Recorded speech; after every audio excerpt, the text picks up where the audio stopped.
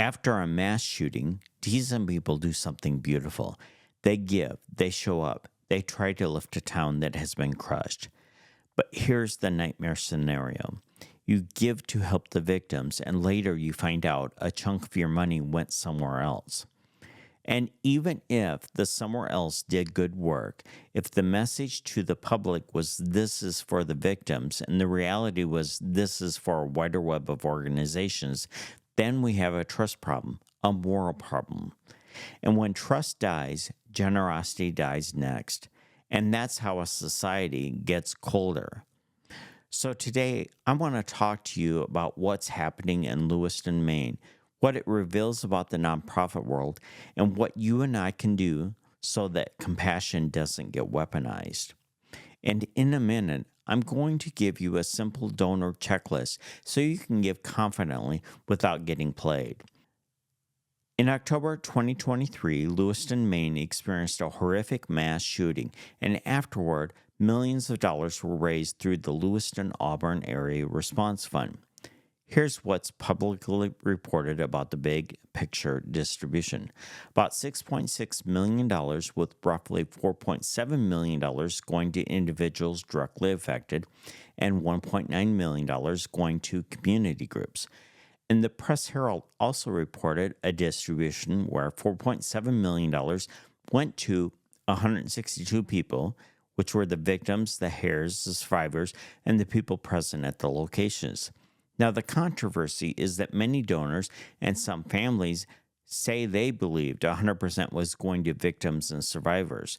Then they see that $1.9 million went to 29 nonprofits, and it feels like bait and switch.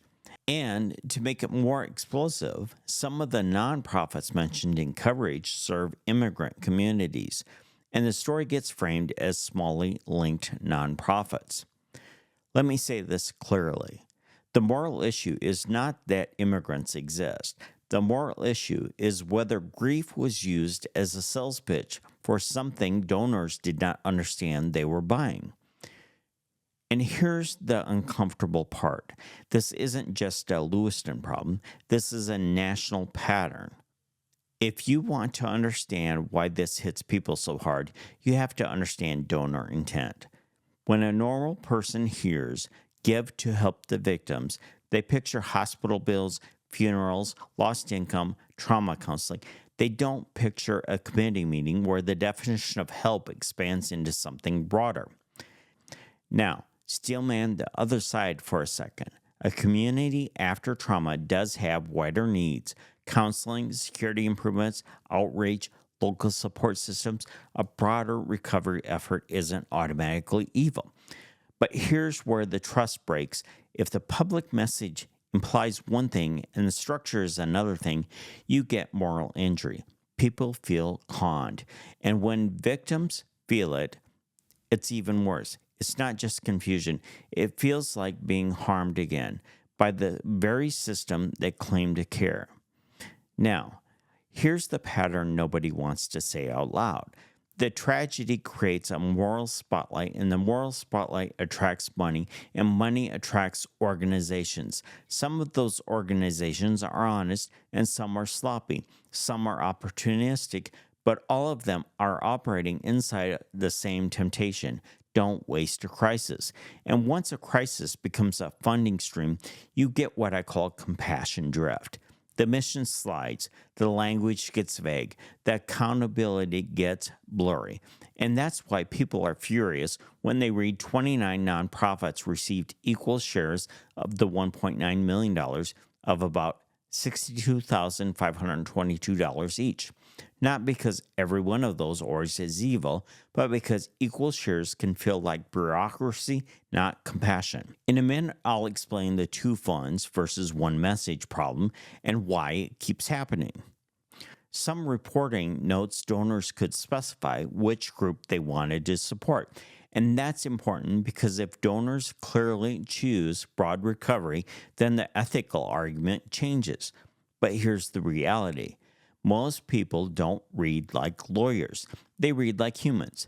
They see a tragedy, they see the words victims and 100%, and they click donate. So even if The fine print exists. The question becomes, was the public communication clear enough to protect the donor intent? If the answer is technically yes, but practically no, then you still have a problem because trust doesn't run on technicalities. Trust runs on truthfulness. So, biblical principles said plainly, let your yes be yes, no double meanings, no word games, no, well, what we meant was after the money clears. Now, about the smallly linked framing. Here's what I think is happening psychologically. When people feel betrayed, they look for a face to put on the betrayal. And if there's already social tension, immigration, culture change, economics, that face becomes an immigrant community. But here's the higher road. Hold everyone to the same standard without turning neighbors into villains. If an immigrant serving nonprofit received money, what was the money intended for them? Was it communicated clearly? Did they use it for legitimate recovery-related services? Can they document it? That's not racism, that's accountability.